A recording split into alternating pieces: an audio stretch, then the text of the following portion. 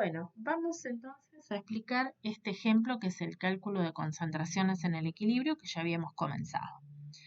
Nosotros dijimos que ponemos en un balón una cierta cantidad de hidrógeno, una cierta cantidad de yodo y una vez pasado un tiempo X aparecerá una cierta cantidad de yoduro de hidrógeno y llegaremos a un equilibrio en el cual ya conocemos cuál es la constante, esto digamos lo tengo como dato y sé que por supuesto este valor de constante sirve mientras mantengamos esta temperatura.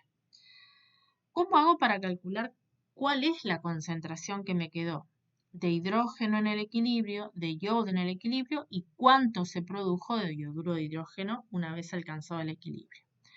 Lo primero que nosotros vamos a escribir es una tabla en la cual vamos a establecer una situación inicial y una situación de equilibrio. ¿Para quién? Para todos, para nuestros reactivos y nuestros productos. En la situación inicial, nosotros ya sabemos que tenemos 1 mol por litro de hidrógeno y 1 mol por litro de yodo, porque eso lo conozco porque yo, digamos, voy a hacer la reacción y digo, bueno, voy a poner en este balón 1 mol por litro de hidrógeno y 1 mol por litro de yodo. O sea, esto lo conozco perfectamente. Por supuesto, al comenzar la reacción de yoduro de hidrógeno no tengo nada, por eso acá puse 0. ¿Qué pasa cuando llegamos a la situación de equilibrio? ¿Cuánto voy a tener de hidrógeno? Yo sé que voy a tener menos, porque el hidrógeno reaccionó, por supuesto.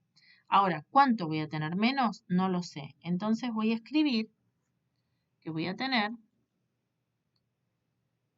1, lo que tenía inicialmente, menos X, una cierta cantidad que no conozco, que la voy a llamar X. ¿Cuánto voy a tener de yodo en el equilibrio? Lo que había originalmente menos X, que es lo que reaccionó. Y ahora prestemos atención a lo que habrá aparecido de yoduro de hidrógeno en ese balón. Ahí sí, es muy importante que yo mire cuál es la relación estequiométrica entre los reactivos y los productos y yo de alguna manera pueda decir, bueno, si reaccionó X de hidrógeno con X de yodo, ¿cuánto se produjo de yoduro de hidrógeno? 2X, para eso me sirve este 2 que tenemos acá adelante. Se produjeron 2X de yoduro de hidrógeno y eso es lo que voy a poner acá. Eso es muy importante que nosotros podamos escribir esta tabla adecuadamente, porque si no después el problema, digamos, cuando lo resolvamos, va a estar mal. Entonces ahora, ¿cuál es la expresión de la constante de equilibrio para esta reacción? Miremos un poquito la reacción otra vez arriba y veamos qué es. En el numerador, el producto, que es el yoduro de hidrógeno, elevado al cuadrado porque es su coeficiente estequiométrico. Y en el denominador, el hidrógeno y el yodo, elevados a la 1, porque en realidad su coeficiente estequiométrico es 1. Bien, entonces ¿eso a qué es igual? Bueno, en el numerador tenemos 2x al cuadrado y en el denominador tenemos 1 menos x, que es el hidrógeno, por 1 menos x, que es el yodo. ¿Esto lo podemos reordenar un poquito? Sí, podemos decir 2x al cuadrado, y fíjense que abajo 1 menos x por 1 menos x lo podemos escribir como 1 menos x al cuadrado. Por lo tanto, esto lo podemos escribir como 2x sobre 1 menos x todo al cuadrado. Y eso ya sabemos cuánto vale porque el valor de la constante es conocido. Eso es igual a 64. Por lo tanto, si nosotros queremos sacar ese cuadrado de allí, ¿qué es lo que vamos a decir? Y vamos a decir que 2x dividido 1 menos x va a ser igual a la raíz cuadrada de 64. ¿Y esto a qué va a ser igual? Esto, digamos, recuerden un poquito de matemática, esto puede dar lugar a dos resultados, más 8 o menos 8, porque cualquiera de los dos elevado al cuadrado me va a dar 64. Entonces, de allí nosotros vamos a tener dos situaciones posibles. Una primera situación en la cual digo que 2x va a ser igual a,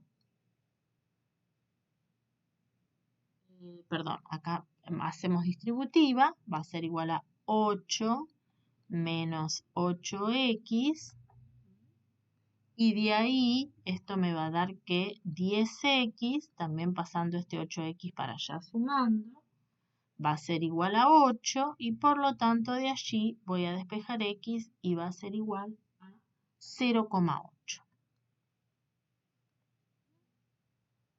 ¿Qué pasa? Como este resultado también es posible, porque menos 8 al cuadrado también me da 64, es decir, el resultado de esta raíz cuadrada son estos dos números, yo tengo que ver cuál realmente tiene sentido para mí, para lo que estoy haciendo, que es hallar una concentración. Entonces, cuando resuelvo con este resultado, ¿qué me queda? Fíjense que 2x es igual a menos 8 más 8x, aplicando la distributiva. Por lo tanto, me queda que menos 6x es igual a menos 8. Y por lo tanto, de allí, despejando, x me queda igual a 1,33. Entonces yo digo, de estos dos números, realmente, ¿cuál tiene sentido físico para mí? Que estoy hallando una concentración molar que le tengo que restar a 1 molar, porque una vez que yo halle esta x, esa x justamente me va a servir para encontrar esta concentración y esta concentración. Si yo le restara a 1 molar 1,33 molar, me daría un número negativo. Entonces ahí es donde me pregunto, ¿tiene sentido una concentración negativa?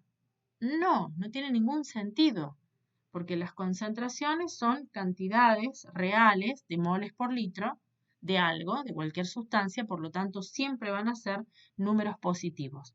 Eso quiere decir que el número que a mí me sirve es este, y este lo descarto. Entonces, el valor de x que tiene un sentido físico para mí en esta situación es 0,8.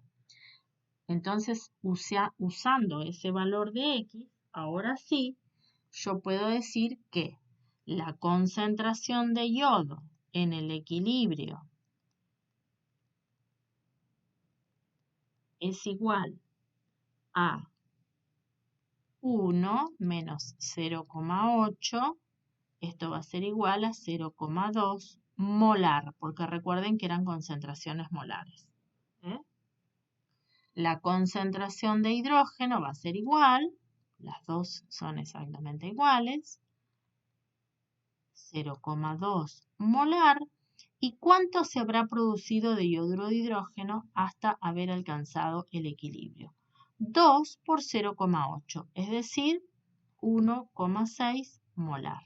Y ahí he podido hallar las concentraciones en el equilibrio para estos reactivos y este producto, teniendo en cuenta entonces que estábamos hablando de una reacción reversible.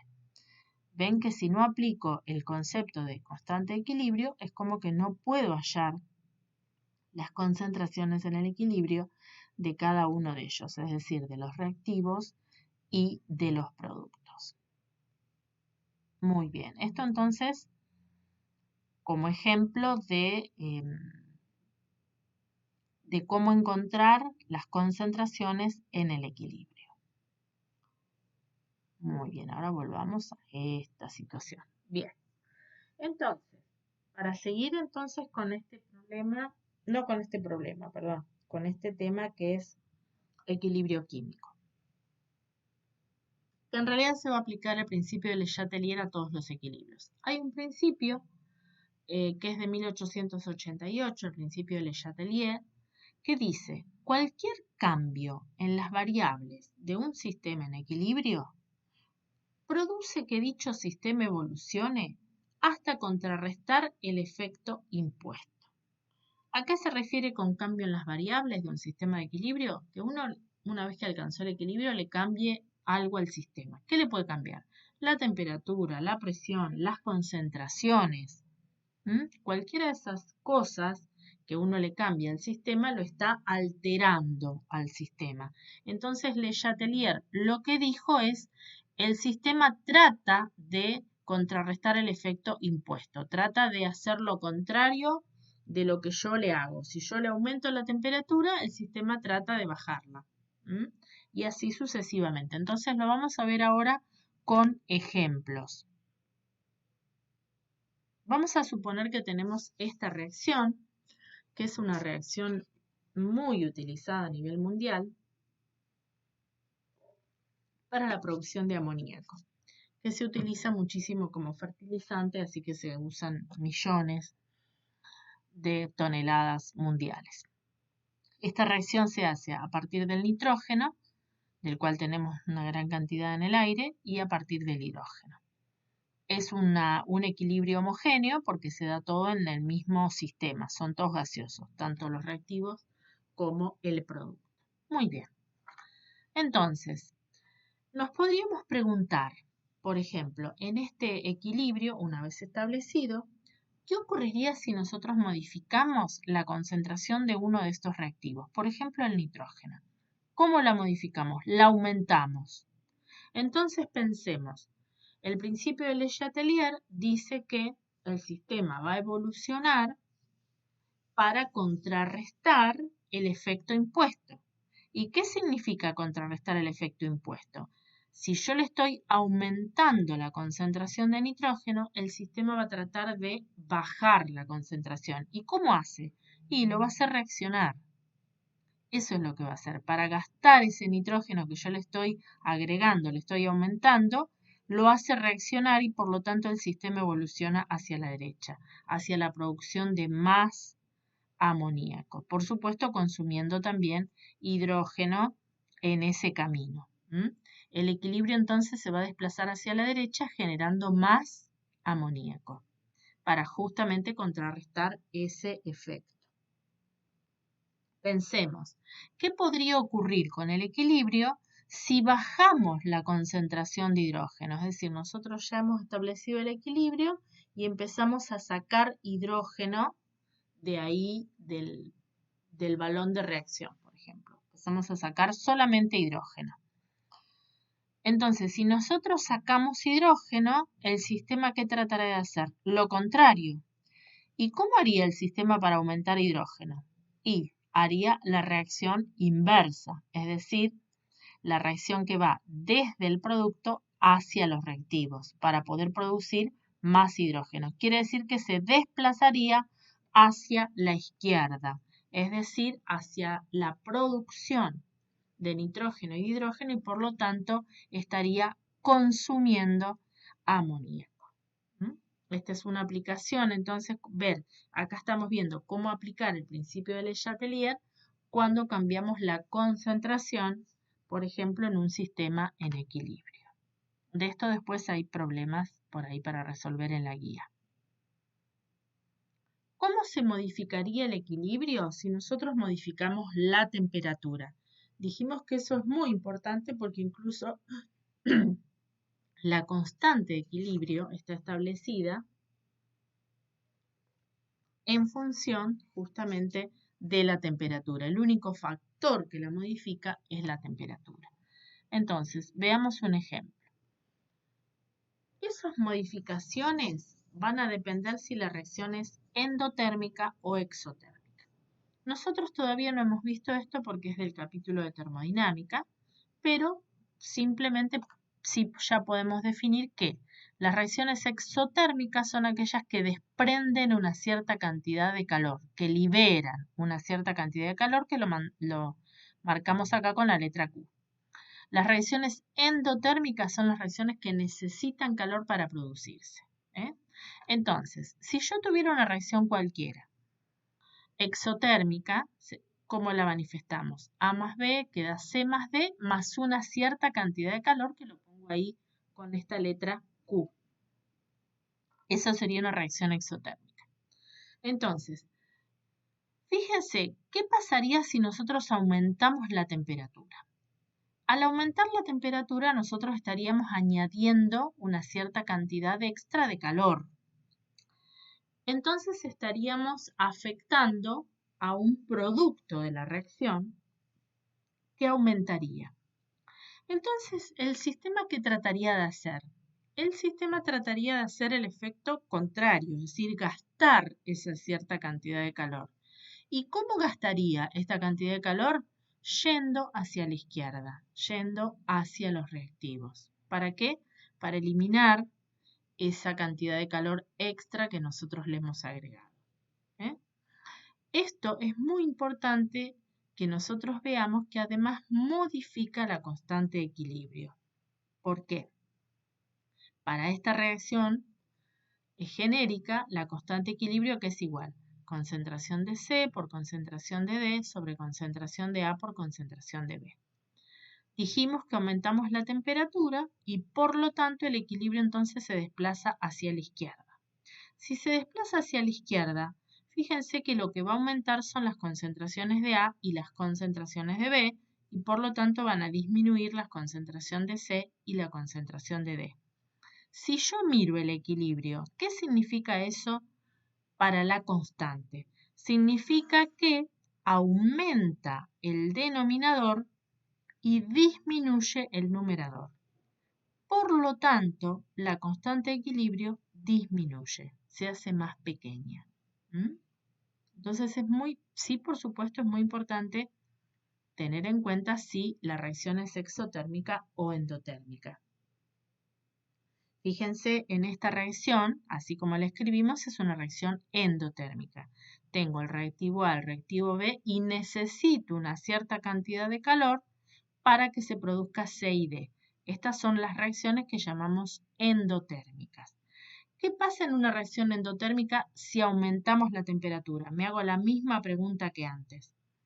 Fíjense que si yo aumento la temperatura, lo que estoy haciendo es modificar la zona de los reactivos, porque es como si yo aumentara un reactivo. Si yo aumento un cierto reactivo, en este caso el calor, la reacción va a tratar de consumirlo. ¿Y cómo lo consume? Yendo hacia la derecha, hacia los productos de la reacción y por lo tanto generando más C y D, que son los productos de la reacción. Bueno, entonces, esto sería efecto de la temperatura. ¿Qué pasa cuando tenemos cambios de volumen o de presión? Esos cambios solamente influyen cuando tenemos reacciones que se dan en estado gaseoso o que por lo menos alguno de los reactivos o los productos están en estado gaseoso. Entonces ahí los cambios de volumen o de presión influyen sobre el equilibrio. Vamos a volver a la reacción de formación de obtención de amoníaco, que es una reacción en estado gaseoso. Todos los reactivos y los productos están en estado gaseoso.